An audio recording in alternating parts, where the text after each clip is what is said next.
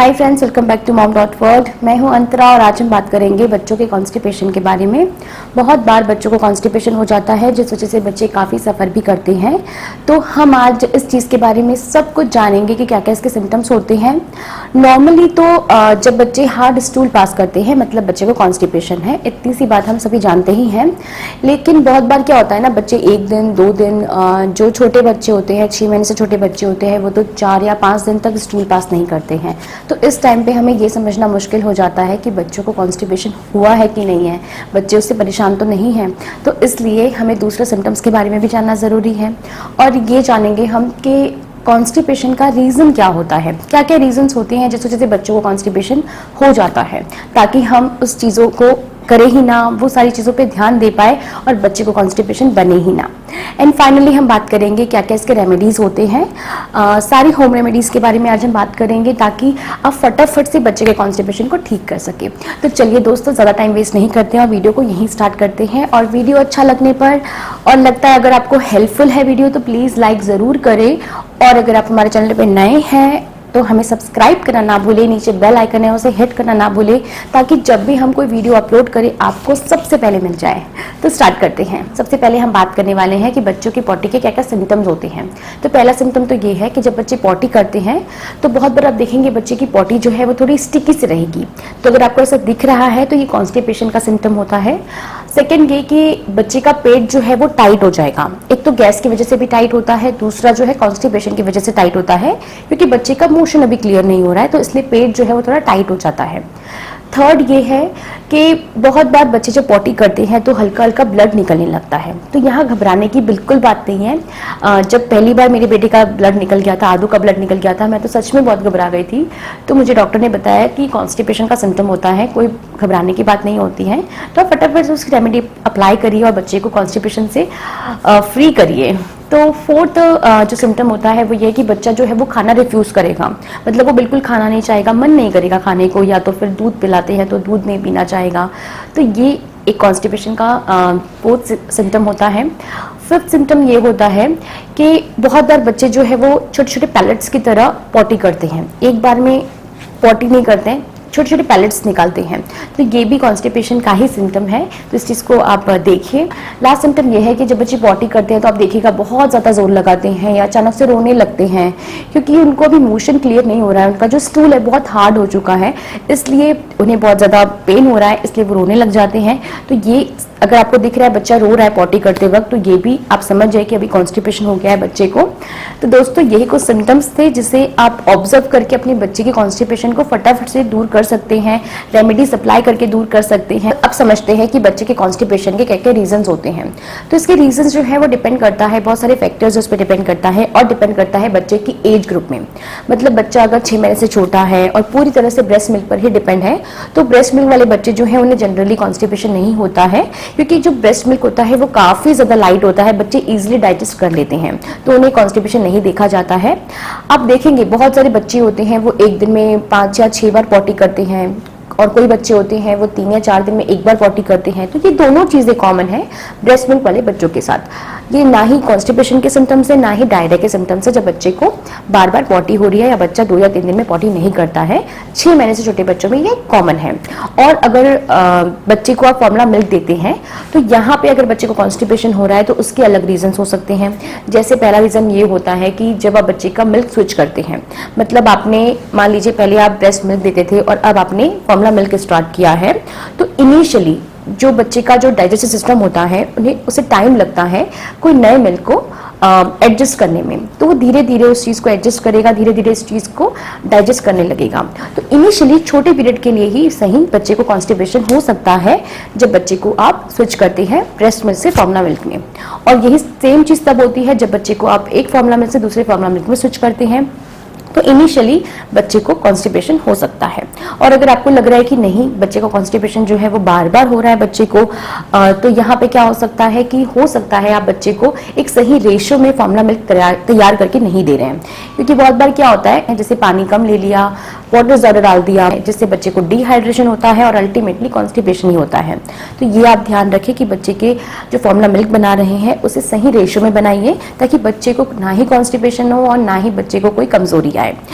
और इसके बाद भी अगर आप सही मेजरमेंट में बना रहे हैं, उसके बाद भी बच्चे को कॉन्स्टिपेशन हो ही जा रहा है, बार बार हो रहा है, तो यहाँ पे आप अपने डॉक्टर से कंसल्ट करिए और जो फॉर्मूला आप दे रहे हैं बच्चे को उसे चेंज करिए, क्योंकि हो सकता है वो पर्टिकुलर फॉर्मूला जो है आपको बच्चे को एलर्जिक हो रहा होगा आपके बच्चे के लिए, या तो बच्चा उस पर्टिकुलर फॉर्मूला को डाइजेस्ट नहीं कर पा रहा होगा, तो आप कोई दूसरे फॉर्मूला की सोच करिए जो थोड़ा लाइट हो, जो बच्चा इजीली डाइजेस्ट कर ले और बच्चे का मोशन जो है वो क्लियर हो जाए। अब बात करते हैं उन बच्चों के बारे में जो बच्चे 6 महीने से बड़े हैं। तो जैसे ही हमारा बच्चा 6 महीने का हो जाता है तो हम बच्चे को तरह तरह की चीजें इंट्रोड्यूस करते हैं। तो हमने पहले भी बात की है कि बच्चे का डाइजेस्टिव सिस्टम जो है वो अभी वीक है, मतलब अभी अंडर डेवलप है, वो हर चीज को डाइजेस्ट नहीं कर सकता है। उसका डाइजेस्टिव सिस्टम जो है वो अभी सीख रहा है कि चीज़ों को कैसे डाइजेस्ट करना है। तो हम उन्हें नई चीज़ों को इंट्रोड्यूस कराएंगे तो इनिशियली हो सकता है बच्चे को कॉन्स्टिपेशन बन जाए या बच्चा स्पिट अप कर दे, तो ये कॉमन है इनिशियली जब बच्चे को हम नई नई चीज़ें इंट्रोड्यूस करते हैं। नेक्स्ट रीज़न जो है बच्चे के कॉन्स्टिपेशन का वो ये है डिहाइड्रेशन। जो छोटे बच्चे जैसे 6 महीने जस्ट हुआ है बच्चे को, तो हम बहुत बार क्या करते हैं बच्चे को पानी नहीं देते हैं, क्योंकि हमें 6 महीने तक पानी नहीं दिया है तो हम बहुत बार पानी नहीं देते हैं 6 महीने का होता है उसके बाद भी। तो ये भी एक रीज़न होता है बच्चे के डिहाइड्रेशन का। और जो साल भर 1.5 साल 2 साल के बच्चे होते हैं बहुत बार पानी नहीं पीना चाहते हैं, तो ये भी उन्हें कॉन्स्टिपेशन बन जाता है इस वजह से। तो आप कोशिश करिए बच्चे को हाइड्रेटेड रखिए। बहुत सारे तरीके हैं बच्चे को हाइड्रेटेड रखने के, तो आप उस तरह से हाइड्रेटेड रखिए। जूस पिलाइए, दूध पिलाइए, पानी पिलाइए, तरह तरह की चीज़ें पिलाइए, पर बच्चे को हाइड्रेटेड रखिए, हमेशा हाइड्रेटेड रखिए। अब बात करते हैं अपने लास्ट रीज़न के बारे में। तो लास्ट रीज़न है बच्चों के कॉन्स्टिपेशन का, वो है इलनेस।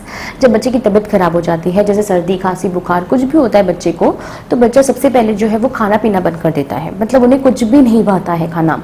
और अगर 5 चम्मच खाना खाता होगा बच्चा तो सिर्फ आधा चम्मच खाना खाएगा, इतना बच्चे का खाना कम हो जाता है। और दूध पीता बच्चा होगा तो दूध पीना बंद कर देगा, बिल्कुल भी कुछ नहीं भाता है बच्चों को उस टाइम पे। तो इस टाइम पे क्या होता है बच्चों का जो डेलिकेट सा डाइजेस्टिव सिस्टम होता है वो अभी ऑफ ट्रैक हो जाता है, मतलब वो ठीक से काम नहीं कर पाता है, इसलिए बच्चे को अल्टीमेटली कॉन्स्टिपेशन बन जाती है। तो दोस्तों यही कुछ रीजंस होते हैं बच्चों की कॉन्स्टिपेशन के। तो आप इस रीजंस को समझिए अच्छी तरह से और उस पर काम करिए। अब बात करते हैं बच्चों के कॉन्स्टिपेशन के होम रेमेडीज के बारे में। तो सबसे पहले हम बात करेंगे जो 6 महीने से छोटे बच्चे होते हैं और पूरी तरह से ब्रेस्ट मिल्क पर डिपेंड होते हैं। तो हमने पहले भी डिस्कस किया ये कि उन बच्चों को जनरली कॉन्स्टिपेशन नहीं होता है जो पूरी तरह से ब्रेस्ट मिल्क पे डिपेंड होते हैं। लेकिन अगर आपको लग रहा है कि जो हमने सिम्टम्स के बारे में बात की है वो सिम्टम्स आपको अपने बच्चे में दिख रहा है, तो आप यहाँ पे सिंपली एक काम करना है आपको, आप अपनी डाइट को थोड़ा चेंज करिए, हाई फाइबर फूड्स खाइए जिस वजह से बच्चे का कॉन्स्टिपेशन ठीक हो जाए, क्योंकि मिल्क के थ्रू बच्चे को वो सारी चीज़ें मिल जाएगी। सेकेंड जो है आपको क्या करना है, अगर बच्चा 6 महीने से बड़ा हो गया और सॉलिड स्टार्ट कर दिया है तो सबसे पहले आपको क्या करना है कि लो फाइबर फूड्स अपने बच्चे को बिल्कुल भी नहीं देना है। जैसे बनाना हो गया, राइस हो गया, पोहा अगर देते हैं पोहा हो गया, तो ये सारी चीज़ें जो है वो लो फाइबर की होती है। अगर आप बच्चे को इस टाइम पे ये सारी चीज़ें देंगे तो बच्चे का जो स्टूल है वो और ज़्यादा हार्ड हो जाएगा, बच्चे का कॉन्स्टिपेशन और ज़्यादा सीवियर हो जाएगा। तो इस चीज़ को पूरी तरह से अवॉइड करें आप। तो थर्ड रेमेडी जो है वो बिल्कुल ऑपोजिट है इसके, कि हमें बच्चे को हाई फाइबर फूड्स देने हैं। अगर आप बच्चे को हाई फाइबर की चीज़ें खिलाएंगे तो बच्चे का कॉन्स्टिपेशन जो है वो आप एक दिन में ही ठीक कर सकते हैं। तो इसके लिए आप बच्चे को प्रून, जो आपने सुना होगा जिसे आलू बुखारा भी बोला जाता है, तो आप बच्चे को वो खिलाइए। वो जो है कॉन्स्टिपेशन को बहुत जल्दी ठीक करता है। तो आप प्रून अगर आपके आसपास मिलता होगा तो ज़रूर खिलाइए। दूसरा आप एप्पल खिला सकते हैं, पियर खिला सकते हैं, पपाया खिला सकते हैं।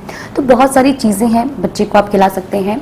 ये ध्यान रखें कि बच्चे को हमें प्यूरी फॉर्म में खिलाना है। अगर बच्चा 6 या 7 महीने का है, जूस नहीं खिलाना है, क्योंकि जो पल्प होता है उसमें ही फाइबर होता है और वही बच्चे के कॉन्स्टिपेशन के लिए ठीक होता है। तो आप फाइबर वाली चीज़ें खिलाएं और पल्प खिलाएं, मतलब प्यूरी फॉर्म में खिलाएं। और बच्चा थोड़ा बड़ा है तो आप डायरेक्टली फ्रूट भी दे सकते हैं। और साथ में इसके आप और क्या खिला सकते हैं, लीफी वेजिटेबल्स खिला सकते हैं। अगर वेजिटेबल की बात करें तो ब्रोकली खिला सकते हैं। तो ये सारी चीज़ें आप अपने बच्चे की एज देखिए और बच्चे की एज के हिसाब से ये सारी चीज़ें आप इंट्रोड्यूस कर सकते हैं, बच्चे को खिला सकते हैं। नेक्स्ट रेमेडी है मसाज। बच्चे की टम्मी पे हमें हल्का हल्का मसाज करना है।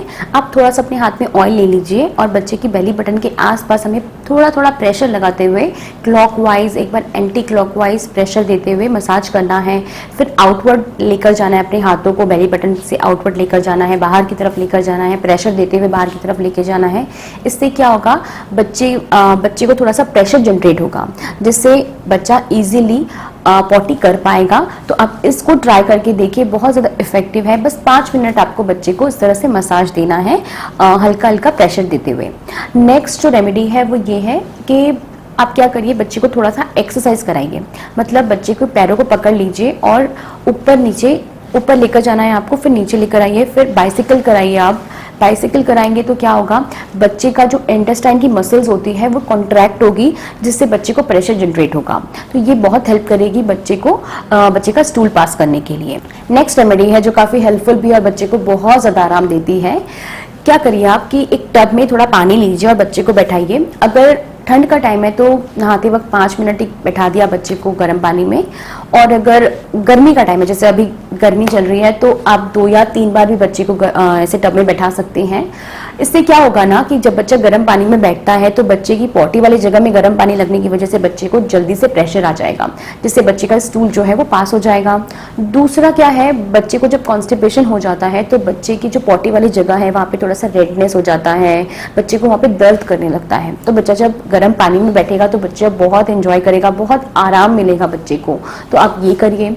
इसके लिए आप एक और चीज़ कर सकते हैं कि कोकोनट ऑयल लगाइए बच्चे की पॉटी वाली जगह पे, क्योंकि बहुत बार बच्चे को दर्द भी होता है। तो आप रेगुलरली 3 या 4 बार दिन भर लगाएंगे तो बच्चे को बहुत आराम मिलेगा। तो आप बच्चे को कोकोनट ऑयल भी लगाइए साथ में। सो दोस्तों, यही कुछ चीज़ें थी, यही कुछ होम रेमेडीज़ थी जो आप अप्लाई कर सकते हैं जब भी आपको लग रहा है आपके बच्चे को कॉन्स्टिपेशन हो जाए। और आई होप आपके बच्चे का कॉन्स्टिपेशन इन सारी चीज़ों से ठीक हो जाए। और अगर आपको लग रहा है कि ठीक नहीं हो रहा है कॉन्स्टिपेशन बच्चे का, हमने होम रेमेडीज अप्लाई कर ली उसके बाद भी नहीं हो रहा है, तो आप यहाँ पे डॉक्टर से कंसल्ट कर सकते हैं। और डॉक्टर भी आपको यही सारी चीज़ें बोलेगा कि बच्चे को हाइड्रेटेड रखो, बच्चे के डाइट को चेंज करो। लेकिन उससे भी ठीक नहीं होता है तो डॉक्टर 2 चीज़ें प्रिस्क्राइब करते हैं। एक तो स्टूल सॉफ्टनर सिरप होता है जो बच्चों को दिया जाता है, वो प्रिस्क्राइब करते हैं। और उससे भी ठीक नहीं होता है तो बच्चों को एक और चीज़ प्रिस्क्राइब करते हैं डॉक्टर्स। एक छोटा सा टिकिया जैसा होता है, जैसे ग्लिसरीन सपोसिटरीज बोला जाता है, ग्लिसरीन का बना हुआ होता है। ये बच्चे की पॉटी वाली जगह में डाल दिया जाता है, जिससे बच्चों का स्टूल, हार्ड स्टूल जो है वो पूरा सॉफ्ट हो जाता है और इजीली बाहर निकल जाता है। ये डॉक्टर्स करते हैं। और ऑनेस्टली बताऊं तो मैंने ये दोनों चीज़ें नहीं आजमाई अपने बच्चे के साथ, क्योंकि मुझे ज़रूरत ही नहीं पड़ी है। मैंने होम रेमेडीज़ अप्लाई करके ही अपने बच्चे को ठीक किया है। जब भी मुझे ऐसा लगता है कि यस ऐसे कॉन्स्टिपेशन हो गया है तो मैंने बच्चे की डाइट को चेंज कर दिया पूरी तरह से। तो आप भी ये कर सकते हैं। मुझे ऐसा लगता है कि home remedies are the best. आप भी वही करें और अपने बच्चे के कॉन्स्टिपेशन को ठीक करें। तो दोस्तों, आई होप आपको ये वीडियो अच्छी लगी होगी और आपको ये वीडियो ज़रूर हेल्प करेगी अपने बच्चे के कॉन्स्टिपेशन को ठीक करने के लिए। तो चलिए, अगर अच्छा लगता है और हेल्पफुल लगता है वीडियो तो लाइक ज़रूर करें और हमारे चैनल को सब्सक्राइब तुरंत कर दीजिए, ताकि हमारी सारी लेटेस्ट वीडियोस आपको सारी मिल जाएं। तो चलिए मिलते हैं नेक्स्ट वीडियो में, तब तक के लिए बाय।